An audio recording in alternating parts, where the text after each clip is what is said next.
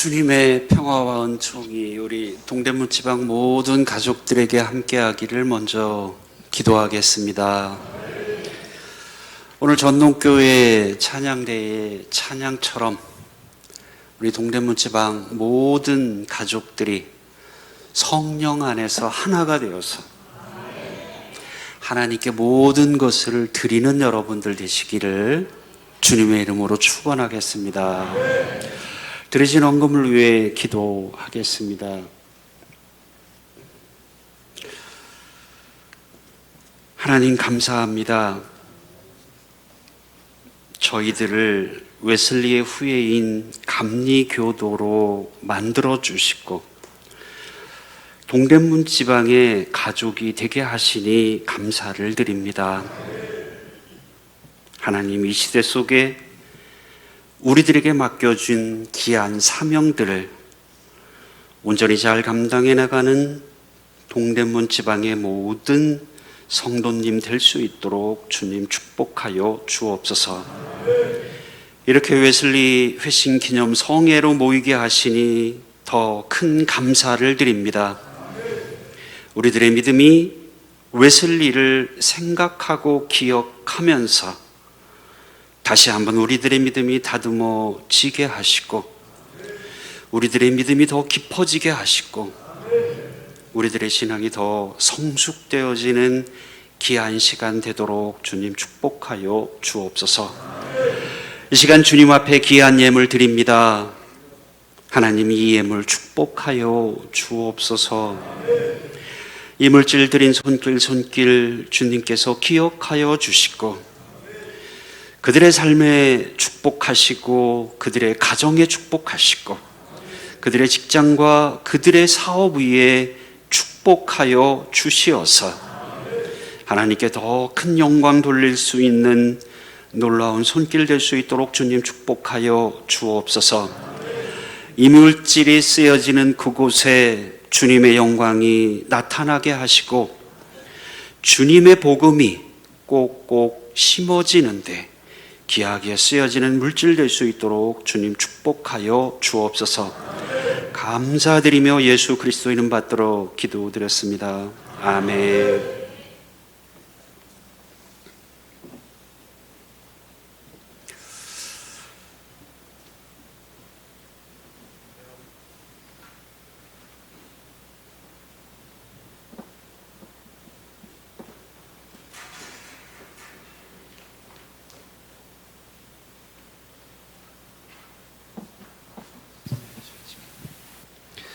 네, 여러분들과 함께 3시간에 걸쳐서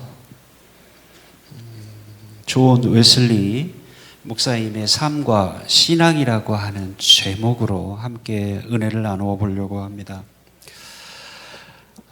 강사를 부탁을 하면서 전승현 감리사님께서 저에게 주문을 주셨어요.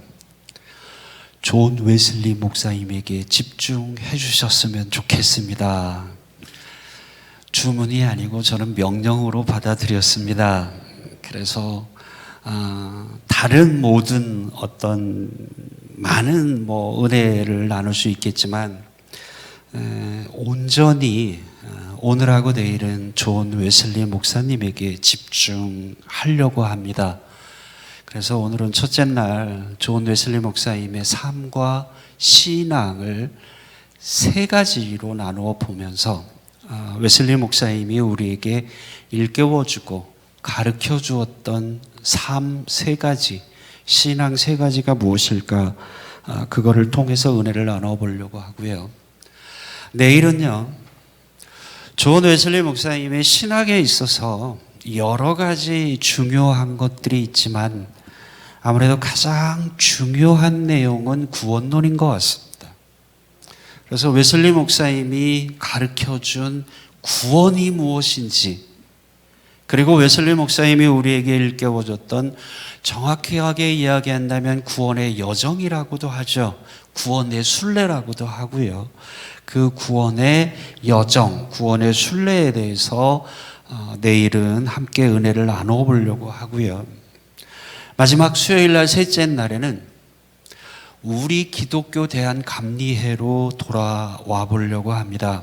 우리 기독교 대한감리회는 어쨌든 존 웨슬리 목사님이 시작한 그 감리교의 전통을 이어가고 있는데, 우리 기독교 대한감리회는 웨슬리 목사님의 가르침, 신학을 어디에서 어떻게 이어가고 있을까? 우리 기독교 대한감리회와 존 웨슬리 목사님이겠죠. 이렇게 주제 가지고 세 번째 날 함께 은혜를 나누어 보려고 합니다. 오늘 첫째 날입니다. 존 웨슬리의 삶과 그리고 신앙입니다. 여러 가지로 웨슬리 목사님의 삶을 조명해 볼 수 있겠지만, 저는 표준설교를 중심으로 해서 웨슬리 목사님의 삶을 세 가지로 나눠 보려고 합니다. 표준설교가 뭐냐면요,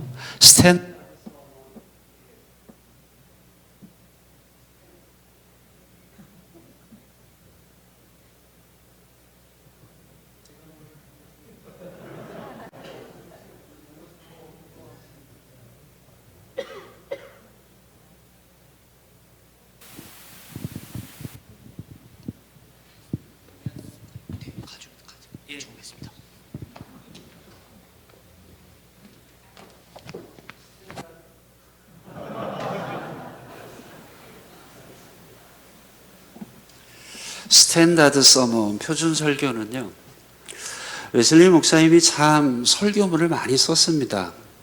근데 그 중에서도요, 당신이 아무래도 주옥 같은 설교라고 생각되어지는 것, 기독교의 교리를, 감리교의 교리를 가장 잘 담고 있다라고 하는 설교 44편을 뽑았습니다.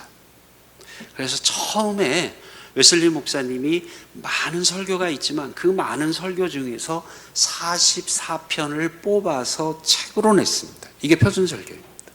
그리고 이제 나중에 시간이 지난 뒤에 좀 더 추가해서 53편의 설교집을 냈는데, 가장 처음에 웨슬리 목사님이 뽑았던 설교는 44편이고 그것을 표준설교라고 이야기합니다. 실질적으로 웨슬리 목사님이 이 설교집을 내면서 하늘나라로 가는 길, 하나님 나라로 가는 길이라고 하는 표현까지 했죠. 그 안에, 이 설교 안에 하나님 나라로 가는 길이 담겨져 있다는 거죠. 사실 우리 감리교가 처음에 시작됐을 때는 신학을 공부한 사람들이 많지 않았죠.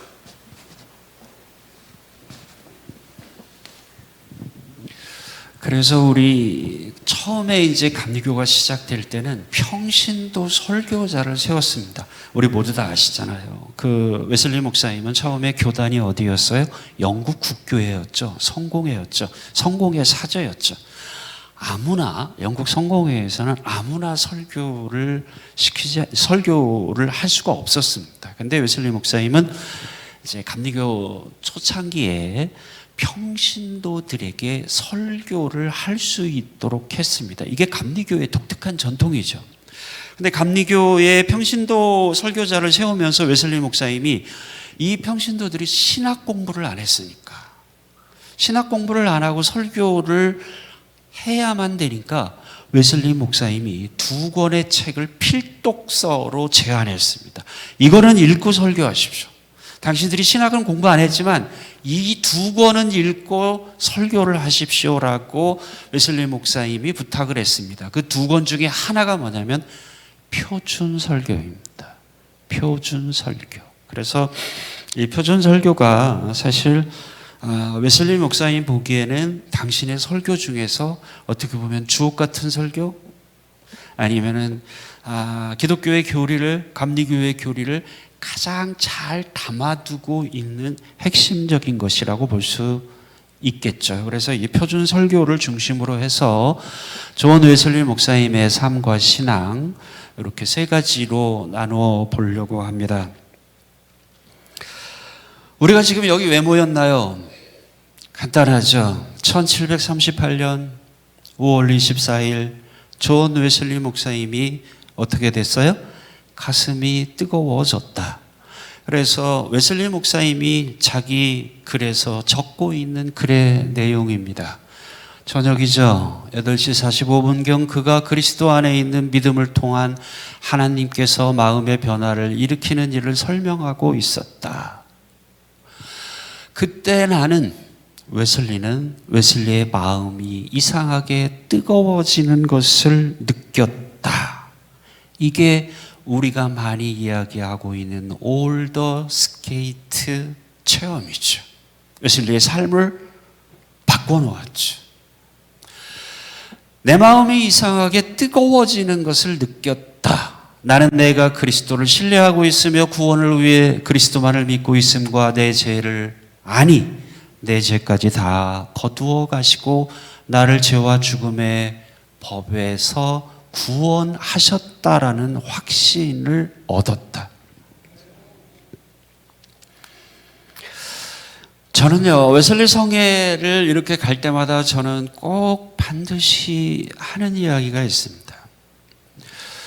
올더 스케이트 체험을, 웨슬리의 올더 스케이트 체험을 이야기하면서 가슴이 뜨거워졌다, 가슴이 뜨거워졌다, 웨슬리의 가슴이 뜨거워졌습니다. 하나님, 웨슬리의 가슴이 뜨거워진 것처럼 우리들의 가슴도 뜨거워지게 하여 주옵소서. 중요한 건요, 제가 보기엔 웨슬리의 가슴이 뜨거워진 것도 중요하지만 왜 뜨거워졌냐라는 거죠. 웨슬리의 가슴이 왜 뜨거워졌을까요?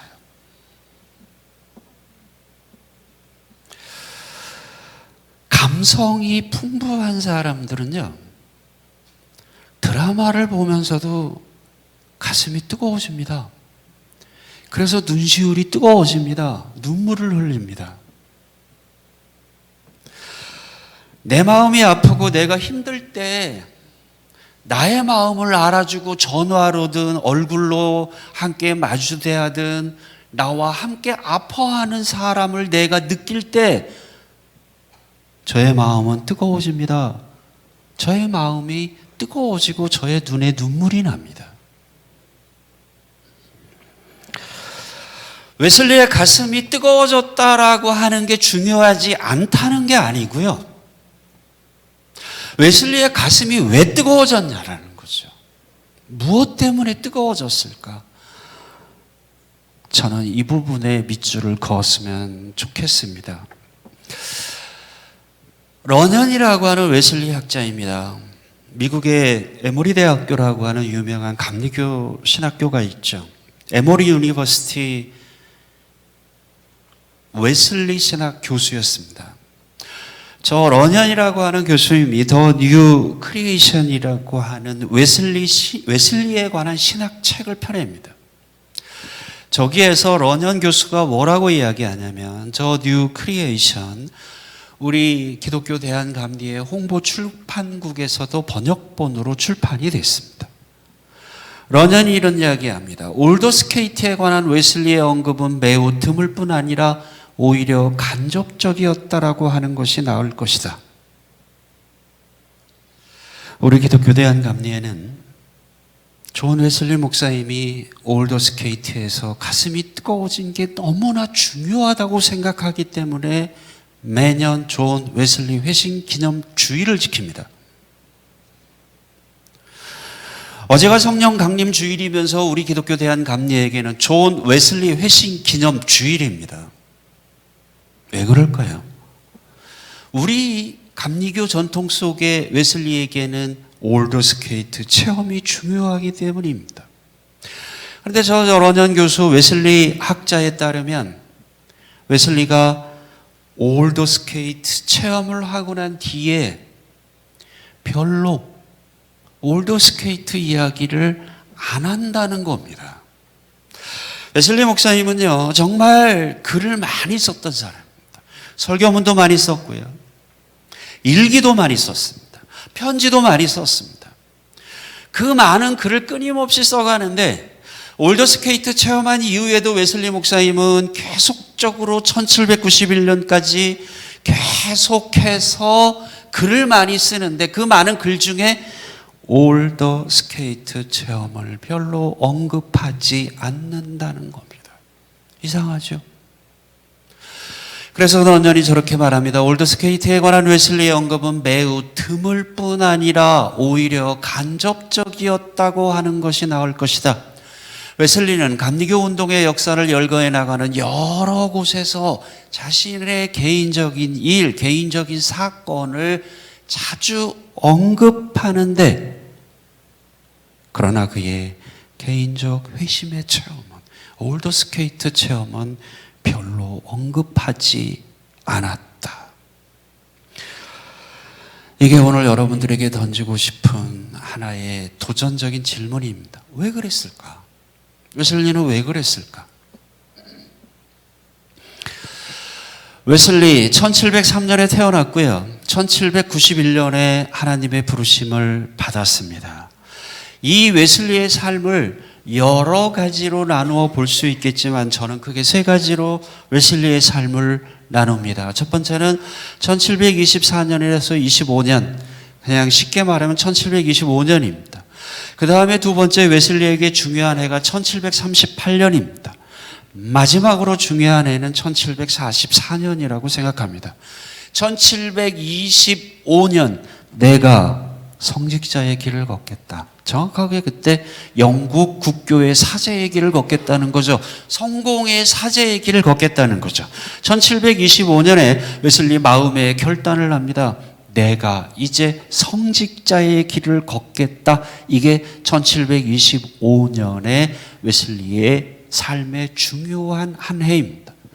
그 다음에 두 번째로 중요한 한 해 1738년입니다. 우리가 알다시피 올더 스케이트 체험입니다.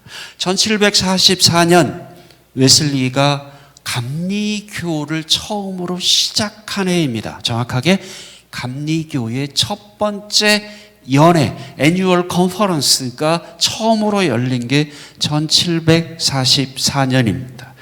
그래서 웨슬리의 삶이 1703년에서 1791년 이 삶 속에서 저는 세 가지 강조점을 둡니다. 1725년, 1738년, 1744년입니다. 이렇게 세 가지의 삶 속에서 아까 런연이라고 하는 웨슬리 학자 소개했지만 사실은 웨슬리 신학의 하나의 르네상스를 가져온 되게 중요한 신학자가 누구냐면 알버트 아우틀러라고 하는 신학자입니다. 이 알버트 아우틀러가 옥스퍼드 회심이라고 하는 단어를 사용합니다. 이게 몇 년일까요? 1725년입니다. 올더 스케이트 회심은 몇 년이라고요? 1738년입니다. 올더 스케이트 체험은 1738년이면 이 아우틀러는 웨슬리 삶에 있어서 올더 스케이트 회심 이전에 또 하나의 회심이 있었다는 거죠. 그게 뭐예요? 옥스퍼드 회심입니다. 옥스퍼드 회심이 뭘까? 정확하게 말하면 내가 성직자의 길을 걷겠다. 이제부터 내가 목회자의 길을 걷겠다라고 웨슬리가 결단을 합니다. 알버트 아우틀러는 이거를 옥스퍼드 회심이라고 말합니다. 엄밀하게 말해서요, 존 웨슬리 목사님은 1738년 올더 스케이트 체험을 하기 이전에 1725년에 목회자의 길을 걷겠다, 성직자의 길을 걷겠다 결단을 하고 그 너무나 유명한 홀리 클럽이라고 그러죠. 신성회라고도 그렇게 많이 번역을 하죠. 홀리 클럽을 만들어 갑니다.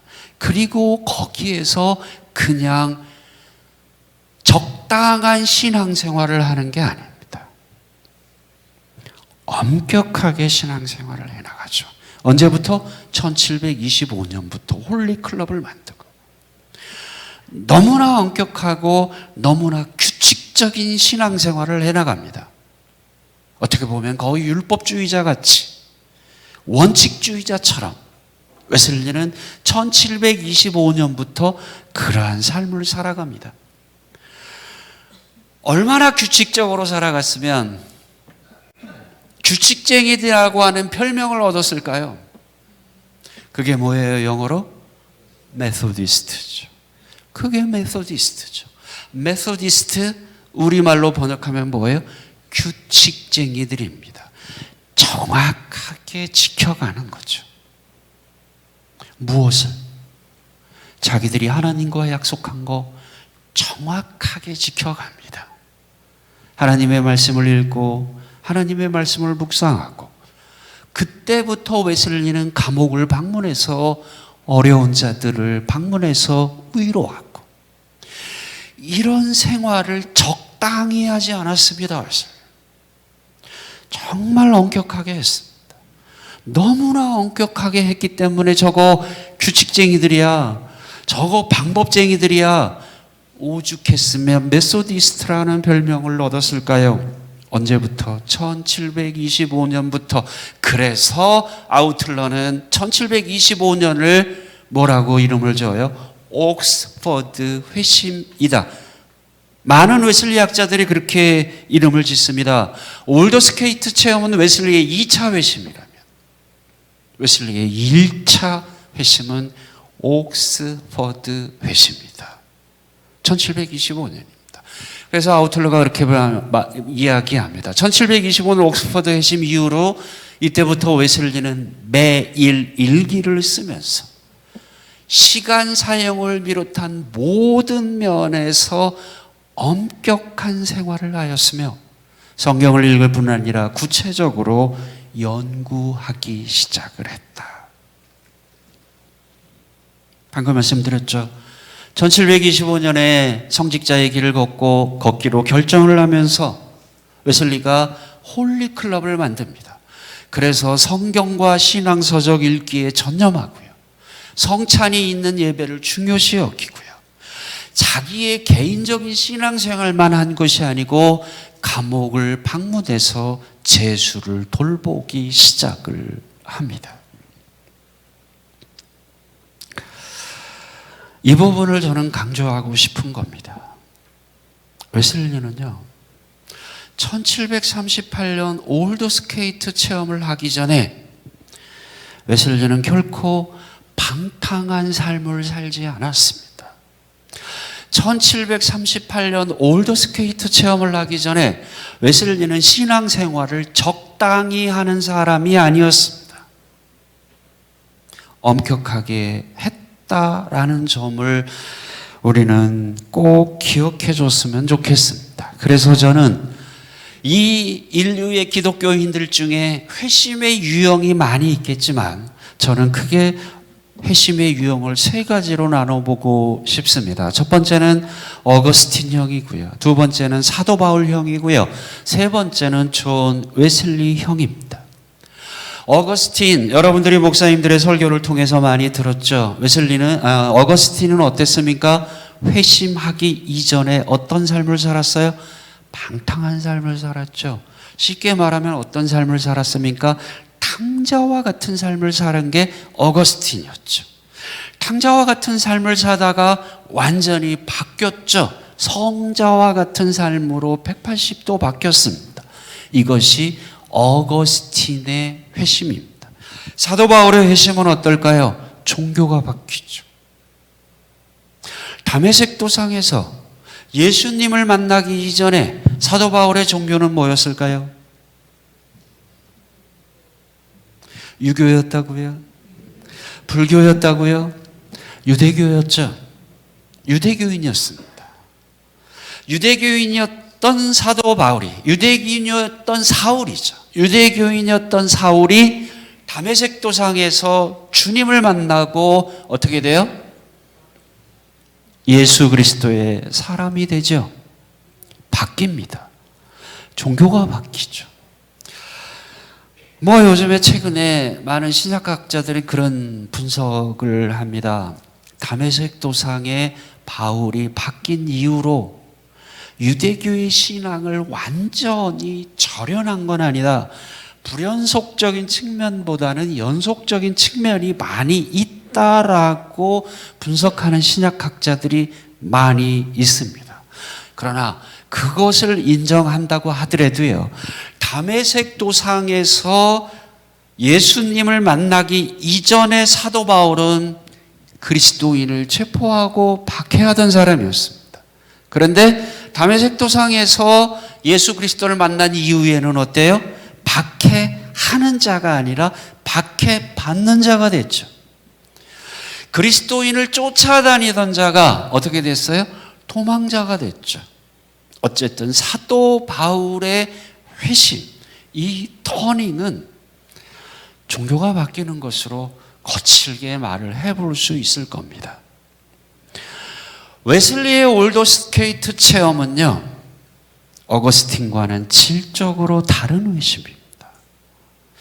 존 웨슬리의 올더스케이트 체험은요, 사도 바울의 회심과는 질적으로 다른 겁니다.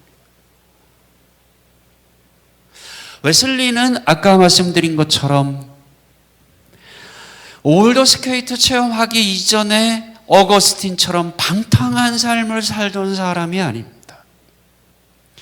웨슬리는 올더스케이트 체험하기 전에 사도 바울처럼 기독교인들을 박해하던 자가 아니었습니다. 홀리클럽을 만들었고요. 성경 읽기, 신앙 서적 읽기, 성경 묵상, 기도, 가난한 자들, 소외된 자들을 방문하고 신앙적인 삶을 살아도 엄격하게 살았던 사람입니다. 이런 사람이 회심한 게 올더스케이트 체험입니다. 이게 올더스케이트 회심입니다. 그래서 저는 그렇게 말하고 싶습니다. 어거스틴의 회심은 삶의 각도가 180도 바뀐 겁니다. 사도 바울의 회심도 삶의 각도가 180도 바뀐 겁니다. 그러나 웨슬리의 회심은 180도 바뀌었다기보다는 웨슬리의 올더스케이트 체험은 깊어지는 신앙입니다. 이렇게 신앙생활을 하다가 이게 넓어지고 이게 더 깊어진 거지. 웨슬리가 올더스케이트 체험을 하면서 이렇게 살다가 삶의 각도가 확 틀어버려진 게 아니라는 거죠. 저는 웨슬리의 올더스케이트 회심의 참 의미, 웨슬리가 올더스케이트 체험을 하면서 가슴이 뜨거워졌던 그 웨슬리의 심정을 우리가 이해하기 위해서요, 홀리클럽을 통해서 자기의 믿음의 친구들, 찰스 웨슬리를 비롯한 자기의 믿음의 친구들과 얼마나 신앙생활을 열심히 했는지 이 부분이 명료해지지 않고는요, 웨슬리의 올더스케이트 회심의 진면목을 살펴보기는 쉽지 않을 것 같습니다. 첫 번째로 웨슬리의 삶을 저는 의도의 순수성이라고 정의를 하고 싶습니다. 1725년입니다. 앞부분에서 다시 한번 정리해보고 간다면 사실 웨슬리의 삶과 신앙을 저는 세 가지로 나눈다고 그랬고요. 1725년, 1738년, 1744년인데 1725년 웨슬리의 신앙을 의도의 순수성이라고 이름 짓고 싶고요. 그 다음에 올더스케이트 체험을 하면서 웨슬리에게 생겨나는 신앙은 의롭게 하는 믿음입니다. 세 번째로 웨슬리의 삶의 신앙의 중요한 포인트는 사랑으로 역사하는 믿음입니다. 첫 번째, 의도의 순수성입니다. 1725년부터입니다. 1725년에 아까 말씀드린 것처럼 웨슬리의 삶에 중요한 사건이 있었죠. 그것이 뭡니까? 내가 이제 성직자의 길을 걷겠다. 내가 이제 목회자의 길을 걷겠다. 여기서 중요한 웨슬리의 결단이 뭐였냐면요, 나의 삶 전체를 하나님께 헌신하겠다. 이게 웨슬리의 결단이었습니다. 내가 성직자의 길을 걷기로 결단했는데, 내가 목회자의 길을 걷기로 했는데, 내 삶의 50%를 하나님께 헌신하는 게 아니고, 내 삶의 80%를 하나님께 헌신하는 게 아니고, 내 삶 전부를 하나님께 전적으로 헌신하겠다. 이게 1725년 웨슬리의 회심입니다. 그거를 알버트 아우틀러는 옥스퍼드 회심이라고 이름 지은 거죠. 웨슬리가요 1766년, 보통 1738년 올더스케이트가 1738년이니까 1766년이면 상당히 후반부죠. 저 후반부에 웨슬리가 그리스도인의 완전이라고 하는 책을 쓰는데, 저 그리스도인의 완전의 책에서 웨슬리가 이렇게 말합니다. 내가 23살 되던 1725년에, 내가 23살이 되던 1725년에 테일러 감독의 책을 만나게 되는데, 그 책을 읽으면서 특히 어디에서 감명을 받았느냐? 의도의 순수성에서 자기는 큰 감동을 받았다고 합니다. 그러면서 밑줄 친 부분 읽어보겠습니다. 우리 다 함께 읽어볼까요? 자, 시작. 나는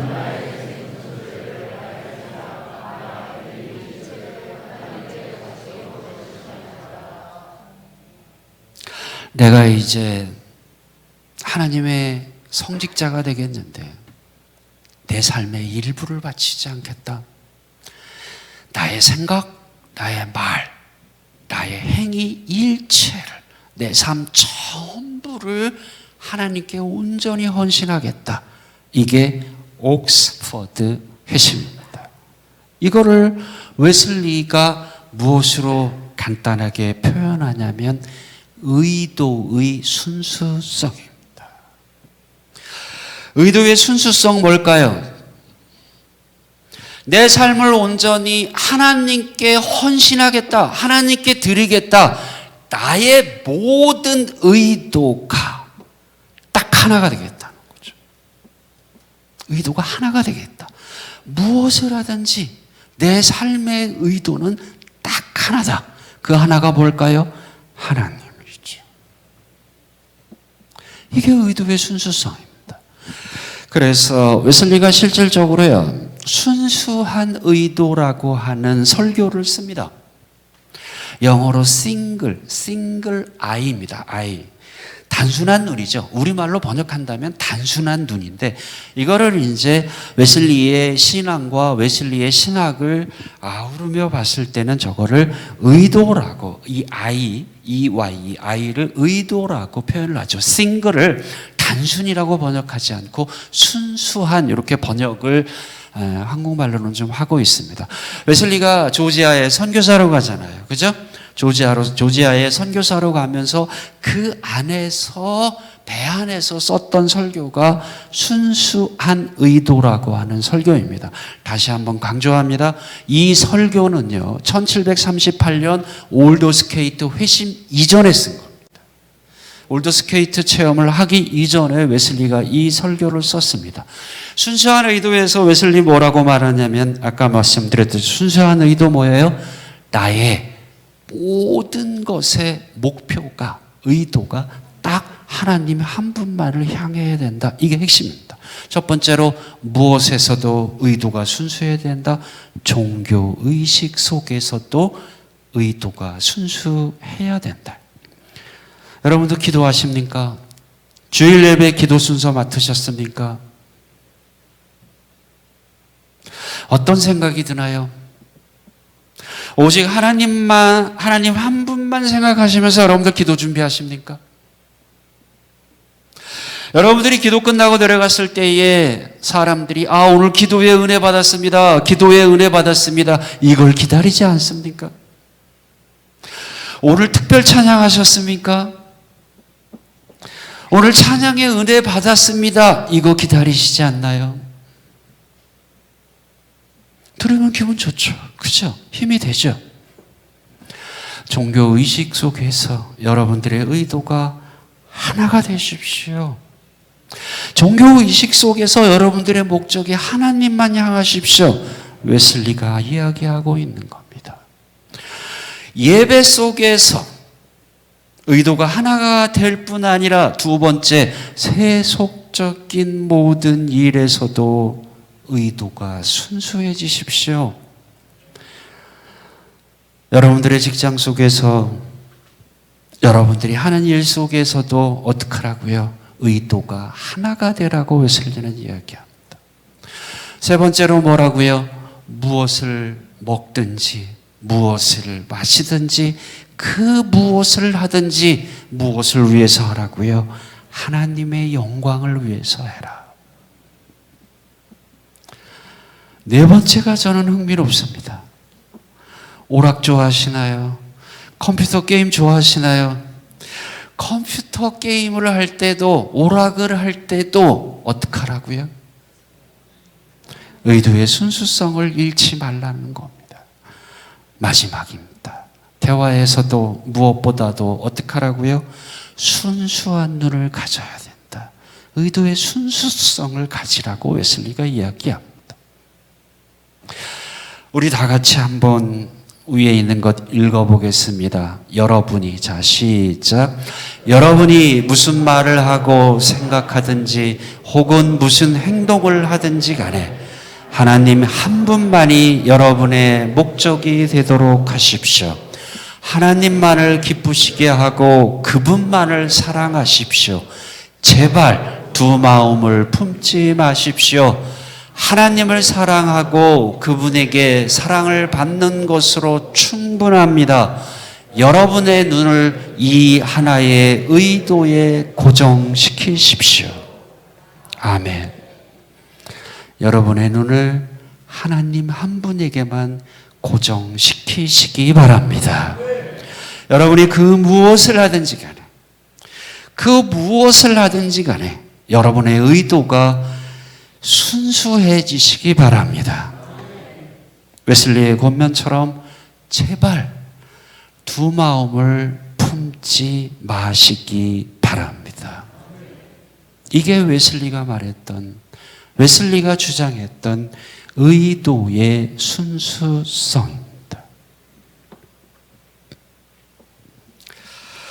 웨슬리는 이런 의도의 순수성을 가지고 살았습니다. 다시 한번 강조합니다. 올더스케이트 회심을 하고 나서 웨슬리는 의도의 순수성을 주장한 게 아닙니다. 올더스케이트 회심을 하기 이전부터 웨슬리는 의도의 순수성을 가지고 의도의 순수성대로 살려고 노력을 했습니다. 그런데 웨슬리가 그렇게 의도의 순수성을 가지고 철저하게 신앙생활을 해나갔지만 웨슬리에게 부족한 게 있었습니다. 그게 무엇이었을까요? 구원의 확신이 없었습니다.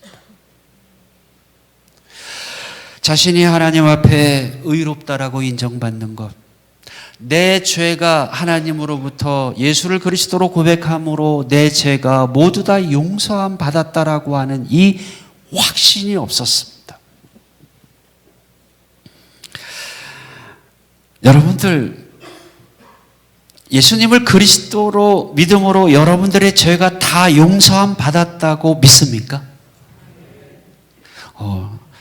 아멘 소리가 이렇게 확신이 없네요. 아직 올더스케이트 회심 이전인가요, 여러분들? 여러분들은 아직 의도의 순수성만 있나요? 아직 의롭게 하는 믿음의 단계는 못 가셨나요?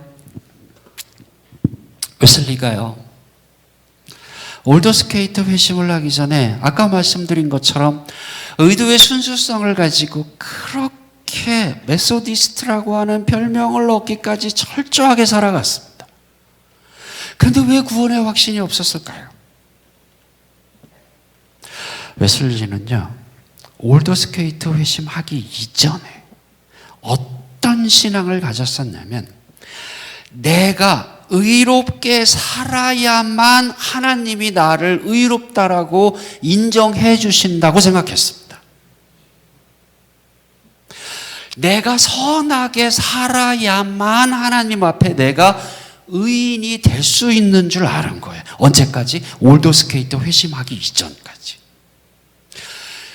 우리가 유한한 인간인데, 한계성을 갖고 있는 인간인데, 아무리 완벽하게 살려고 해도, 아무리 의롭게 살려고 해도 우리 안에 의로운 삶이 우리를 지배할 수는 없겠죠.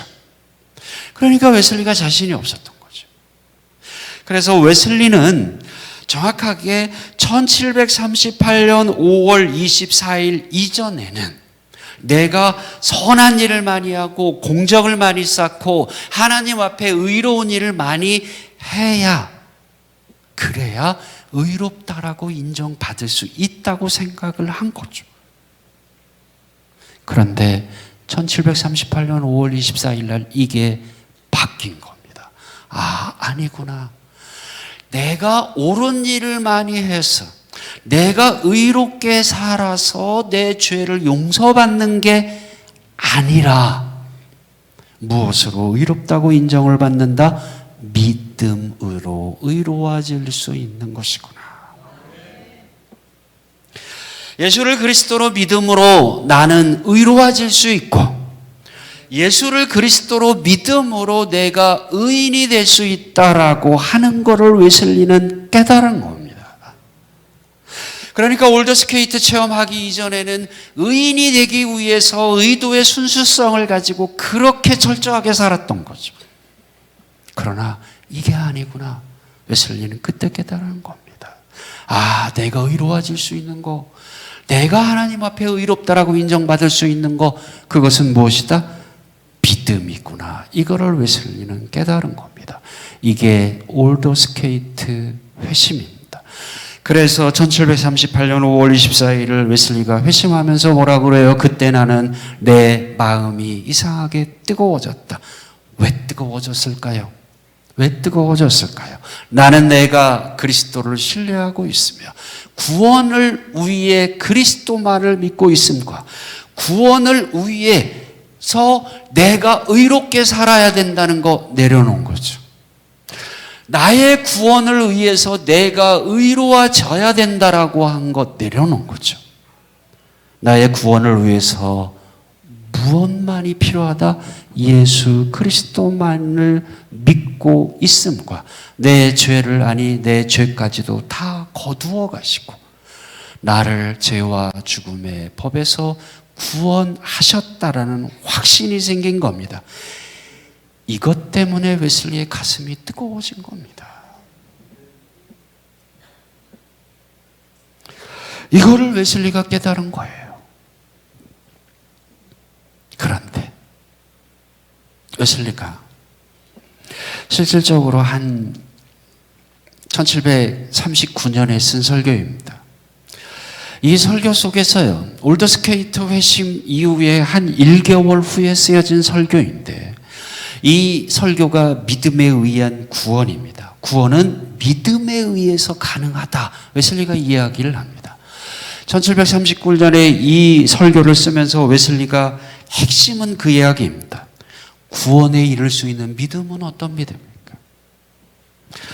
의로워질 수 있고 구원에 이를 수 있는 것은 믿음으로 가능한데, 구원에 이를 수 있는 믿음은 어떤 믿음일까? 웨슬리가 세 가지 믿음을 이야기합니다. 첫 번째, 이교도의 믿음입니다. 두 번째, 마귀들의 믿음입니다. 세 번째, 죄자들의 믿음입니다.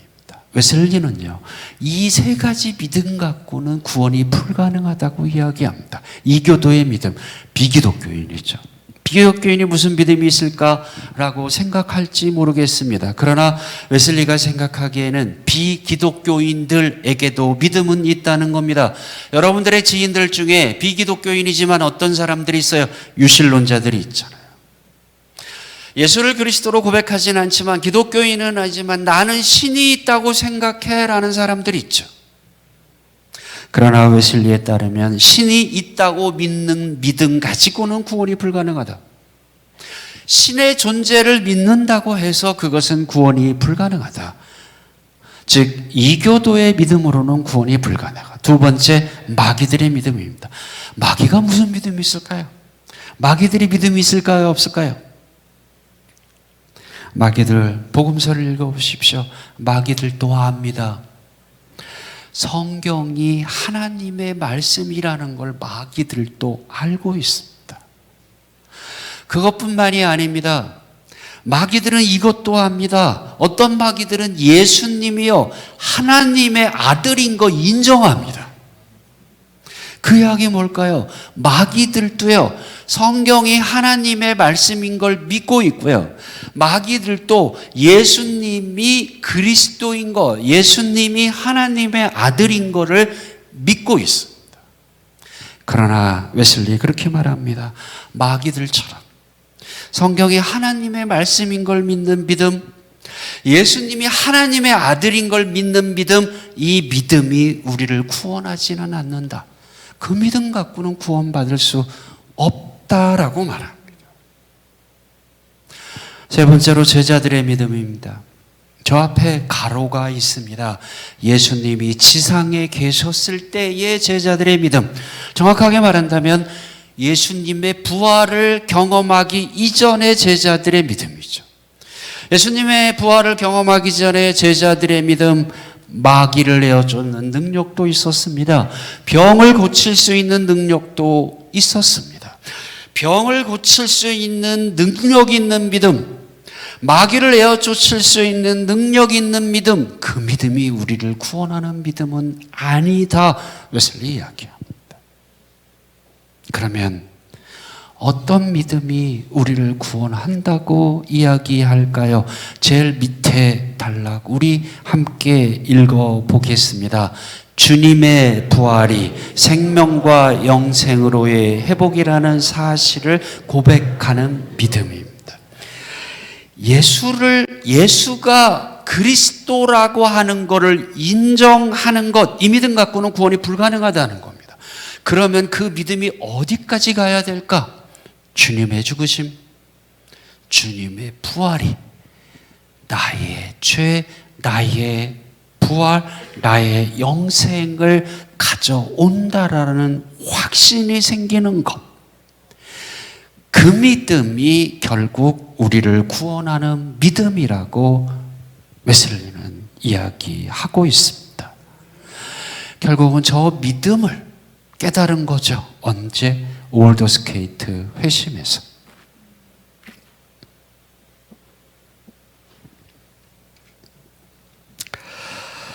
그래서 두 번째 1738년 이후에 웨슬리의 삶에 중요하게 생각되어지는 신앙, 두 번째 신앙이 뭐냐면 의롭게 하는 믿음입니다.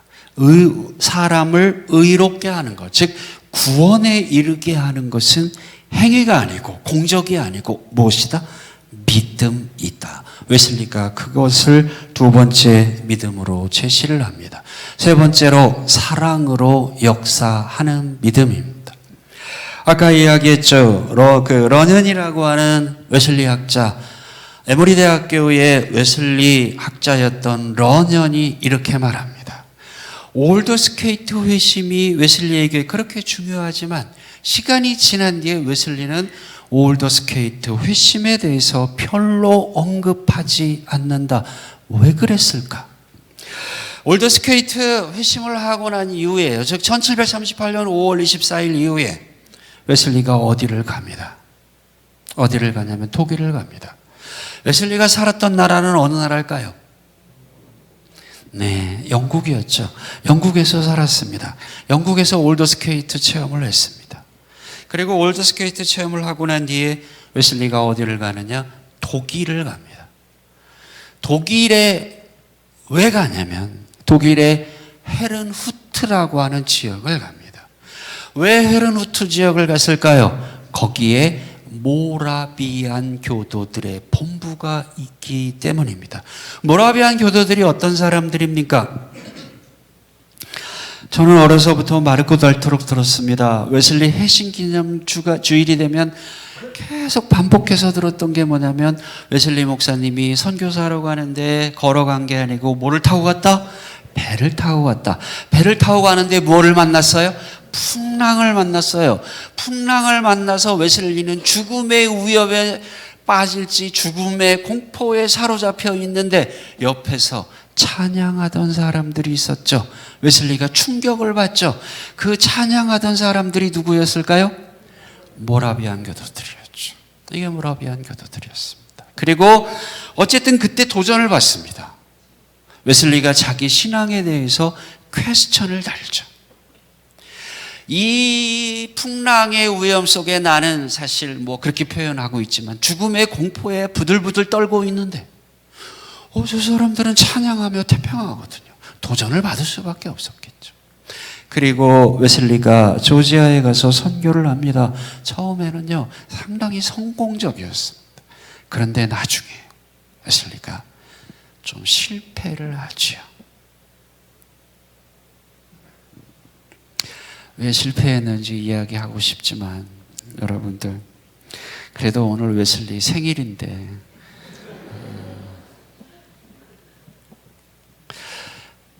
사실은 웨슬리가 거기서 한 여자를 좋아하죠. 사랑해요. 그런데요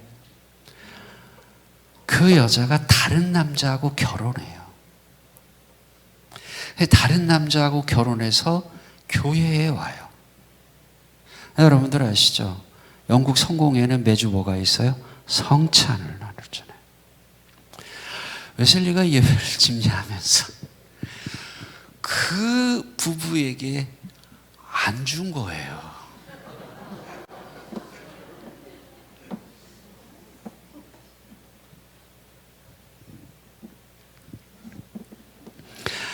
사실은 오늘 이 얘기 안 하려고 했었는데 원래 저희 각본에 없었던 건데 왜 오늘 웨슬리를 좀 이렇게 해야 되는 날인데.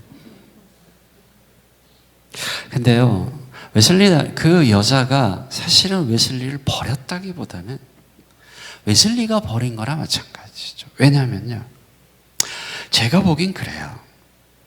웨슬리가 올더스케이트 회심하기 전에 웨슬리가 중요하게 잡은 이 키워드가 뭐라고요? 의도의 순수성입니다.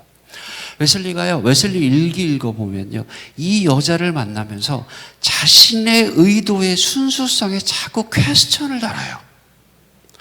내가 오직 하나님 한 분만을 바라봐야 되는데 나의 의도가 분산되는 것 같은 거지. 누구에게? 어느 날 하나님에게 갔다가 이 여인에게로 간 것 같아요. 그러니까요 이 여자 입장에서도 조금은 속상해요. 이 남자가 나를 사랑하는가? 그런 생각이 들어요. 웨슬리가 사실 그렇게 행동을 해요. 그리고 어떤 스킨십 같은 걸 하고 나서 웨슬리 막 회개해요. 이 여자 입장에서 어떻겠어요? 이 웨슬리가 정말 나를 사랑하는가? 그런 퀘스천이 달죠. 그래서 다른 남자하고 결혼해요. 전 이해가 돼요. 그 여인이 다른 남자하고 결혼해서 왔는데 안 주어요. 안 주어요. 그러니까요 그 여자의 아버지가 그 지역에서 그래도 좀 이렇게 좀 행정적으로 정치적으로 좀 힘이 있는 사람이었어요. 법정에 휘말립니다 웨슬리가. 그래서 웨슬리가요 사실은요 거의 도망치다시피 나옵니다. 어디에서? 조지아에서. 그래서 우리 학교 어떤 교수님은 그런 이야기합니다. 야반도주했다. 웨슬리가 야반도주했다. 사실은 거의 정확한 표현이에요. 도망 나와요. 그리고 영국으로 돌아와요. 그게 언제인지 아세요? 1738년 5월 달에 올더스케이트 회심했죠. 1월 달에 돌아옵니다. 그러니까 사실은요 웨슬리가 올더스케이트 회심하기 직전에요 웨슬리의 삶은 상당히 디프레스 되어 있었습니다. 실패자의 생각. 어쨌든 저는 그런 웨슬리의 아픔이 있었지만 중요한 건요 웨슬리는 자신의 삶의 실패를 자기 밖으로 돌리지 않죠. 자기 안으로 돌리죠. 그러니까 올더스케이트 회심이 가능했었던 것 같아요. 본론을 잃어버렸습니다. 곁길로 가는 바람에. 네. 어쨌든 웨슬리가 뭐를 했어요? 올더스케이트 회심을 했어요. 그리고 곧바로 어디를 가요? 독일 헤르누트 지역을 가요. 거기를 왜 가요? 거기에 모라비안 교도들의 본부가 있었어요. 그리고 아까 말씀드린 것처럼 그 조지아에서 돌아오죠. 그리고 올더스케이트 회심을 하고 그럴 때 웨슬리에게 올더스케이트 회심을 할 때 되게 중요한 영향을 미치는 사람이 있어요. 그 사람이 누구냐면 피터 벨러라는 사람입니다. 이 피터 벨러가 누구냐면 모라비안 교도였습니다. 그러니까 조지아에 선교사로 갈 때도 그렇고요. 갔다 와서도 그렇고요. 사실 웨슬리가 올더스케이트 회심을 하는데 상당히 신앙적으로 영향을 주고 도전을 준 신앙이 누구의 신앙이냐면 모라비안 교도들의 신앙입니다. 이 모라비안 교도들의 신앙의 핵심이 뭔지 아세요? 루터입니다. 종교개혁가 루터. 의인은 오직 무엇으로 살리라? 믿음으로 살리라라고 하는 로마에서의 말씀을 가지고 종교개혁을 일으켰던 루터를 철저하게 따라가는 사람들이 모라비안 교도들이었습니다. 그래서 웨슬리가 올더스케이트 회심을 경험했습니다. 궁금했을 것 같아요. 모라비안 교도들은 어떻게 신앙생활할까? 모라비안 교도들의 본부가 있는 헤르누트 지역을 간 거예요. 가서 봤어요. 웨슬리가 실망을 합니다. 거기서. 모라비안 교도들을 보면서 실망을 합니다. 왜 실망했을까요? 모라비안 교도들에게 믿음은 강합니다. 믿음은 분명합니다. 무슨 믿음? 예수를 그리스도로 믿는 믿음은 분명합니다. 뭐가 없을까요? 행함이 없는 거예요. 야고보서가 말하는 것처럼 행함이 없는 믿음은 죽은 믿음인데 그들이 예수를 그리스도로 믿는 믿음은 분명한데 행함이 약한 거예요. 웨슬리가 이거를 깨달았습니다. 그러면서 모라비안 교도들을 보면서 어떤 위험성이 빠졌냐면 저들의 신앙이 율법 무용론에 빠질 수 있겠구나. 웨슬리가 이거를 깨달은 겁니다. 그거를 안고 돌아와요. 그래서 의인은 오직 믿음으로 살리라. 여기서 멈추면 안 되겠다. 웨슬리가 강조하는 성경 말씀이 있습니다. 그것이 뭘까요? 갈라디아서 5장 6절의 말씀입니다. 믿음은 어떻게 해야 된다고요? 사랑으로 역사해야 된다. 갈라디아서 5장 6절의 말씀입니다. 사랑으로서 역사하는 믿음입니다. 이 이후로 웨슬리는 사랑으로 역사하는 믿음을 강조합니다. 웨슬리가 그래서 율법을 무효화시키는, 율법을 무용론으로 빠뜨리는 것에 대해서 웨슬리는 되게 경계를 합니다. 그래서 웨슬리가 직접 설교를 씁니다. 믿음으로 세워지는 율법. 이런 설교가 웨슬리의 표준 설교 31번입니다. 44번 중에 31번이 믿음으로 세워지는 율법이라고 하는 설교인데 이 설교 속에서 웨슬리가 이런 이야기를 합니다. 하나님이 세상을 만드시기 이전에, 즉 태초죠. 하나님이 세상을 만드시기 이전에는 믿음이 설 자리가 없었다. 웨슬리 구체적으로 그런 이야기합니다.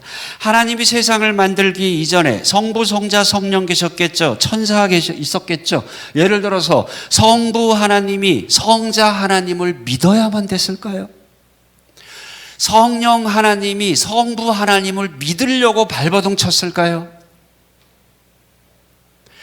세상이 만들어지기 이전에 믿음은 설 자리가 없었습니다. 성부 하나님은 성자 하나님을 당연히 믿었을 것이고요. 성령 하나님은 성자 하나님을 당연히 믿었을 것입니다. 즉 태초에 세상이 만들어지기 이전에 믿음은 설 자리가 없었다. 그러나 사랑은 설 자리가 있었다. 왜요?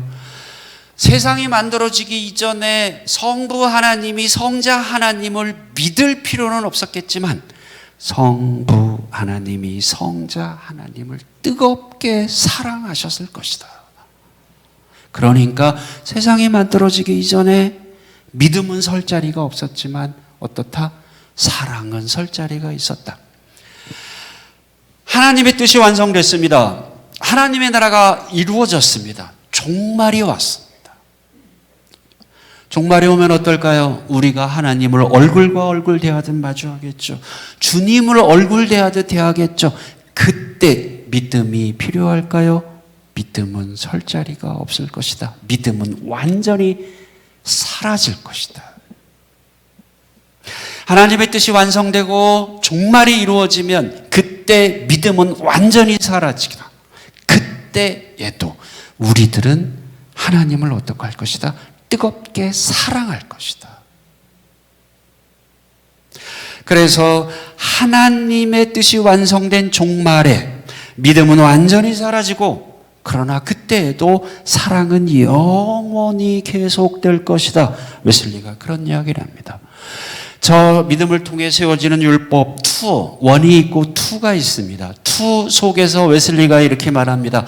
창조된 순간부터 천사들은, 즉 하나님이 세상을 만들기 이전에 천사들은 믿음을 가졌던 적은 없습니다. 천사들에게 믿음이 필요한 건 아니었다 이거죠. 이 세상의 기초가 놓여지기 전에 믿음이 설 자리가 없었습니다. 그러나 사랑은 설 자리가 있었습니다. 사랑은 하나님 안에, 즉 위대한 사랑의 큰 바다 안에 영원 전부터 존재하고 있었습니다. 믿음은 하나님께서 영원한 목적을 증진시키기 위해 제정하셨던 일시적 수단입니다. 믿음은 일시적 수단입니다. 하늘과 땅이 사라질지라도 사랑은 계속될 것이고, 종말이 와도 사랑은 계속될 것이고, 사랑만이 영원히 남을 것입니다. 그러나 믿음은 완전히 사라질 것입니다. 그것은 하나님 앞에 하나님의 영원한 비전 속에서 삼켜져 버릴 겁니다. 믿음은 완전히 사라지지만 그때에도 무엇은 영원히 남게 될 것이다? 사랑은 영원히 남게 될 것이다. 그래서 웨슬리 말합니다. 어떤 환경에 있든지 의롭게 하는 믿음으로 끝나면 안 된다. 그 믿음이 어떻게 해야 된다? 사랑으로 역사하는 믿음이 되어야 된다. 우리 함께 읽어보겠습니다. 웨슬리의 말입니다. 시작.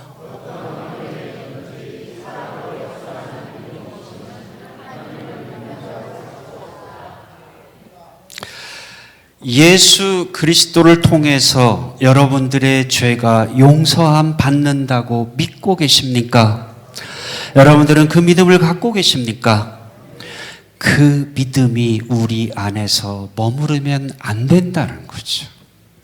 그 믿음이 우리 안에서 잠자고 있으면 안 된다는 거죠.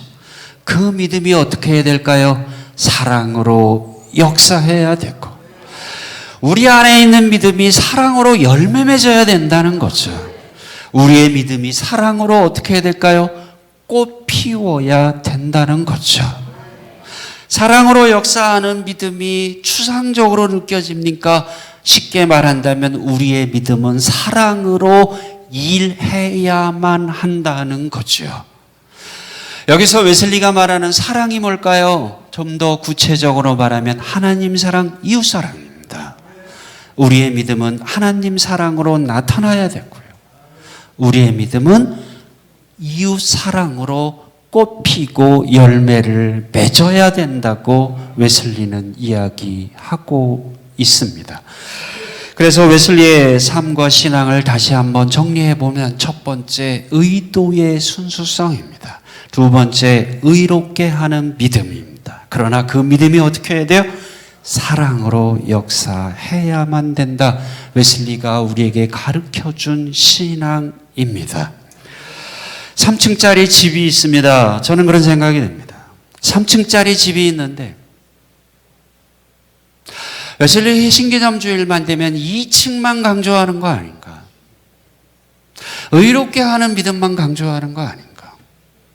바닥에는 웨슬리의 의도의 순수성이 있는, 이 웨슬리의 의도의 순수성이 웨슬리가 죽을 때까지 계속 꽉 붙잡았던 중요한 신앙인데, 의도의 순수성은 빼버리고 의롭게 하는 믿음만 붙잡지 말고, 웨슬리는 처음부터 의도의 순수성을 지향했고요. 그 의도의 순수성을 1738년 5월 24일 이후에 버린 게 아니고요. 의롭게 하는 믿음을 붙잡으면서도 의도의 순수성을 끝까지 붙잡고 갔던 것이 웨슬리입니다. 그래서 이 신앙에서 이 신앙으로 넘어간 것이 아니고 의도의 순수성, 의롭게 하는 믿음, 사랑으로 역사하는 믿음이 웨슬리의 삶을 관통하고 있는 신앙입니다. 우리 동대문 지방의 모든 성도님들께서 여러분의 의도가 순수해지시기 바랍니다. 여러분들이 의로워질 수 있는 것은 믿음으로 의로워질 수 있음을 분명히 믿으시기 바랍니다. 그러나 그 믿음이 여러분들 안에서 잠자지 않고 하나님 사랑, 이웃 사랑으로 꽃피고 열매 맺게 되기를 축원하겠습니다. 오늘 우리가 함께 읽은 말씀입니다. 함께 같이 읽어보겠습니다. 자, 시작. 우리가 너희 모두로 말미암아 항상 하나님께 감사하며 기도할 때에 너희를 기억하면 너희의 믿음의 역사와 사랑의 수고와 우리 주 예수 그리스도에 대한 소망의 인내를 우리 하나님 아버지 앞에서 끊임없이 기억함이니. 아멘. 사도 바울이 데살로니가 교인들에게 이야기합니다. 참 당신들 좋은 신앙을 갖고 있습니다. 근데 그 신앙이 어떻습니까? 데살로니가 교인들의 믿음이 잠자고 있지 않았습니다.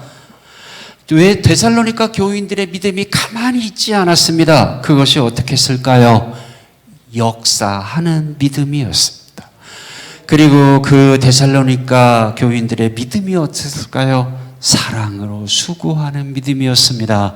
웨슬리식으로 표현해 볼까요? 데살로니가 교인들의 사랑이 하나님 사랑, 이웃 사랑이 드러나고 나타나고 꽃피고 열매를 맺었다는 말입니다.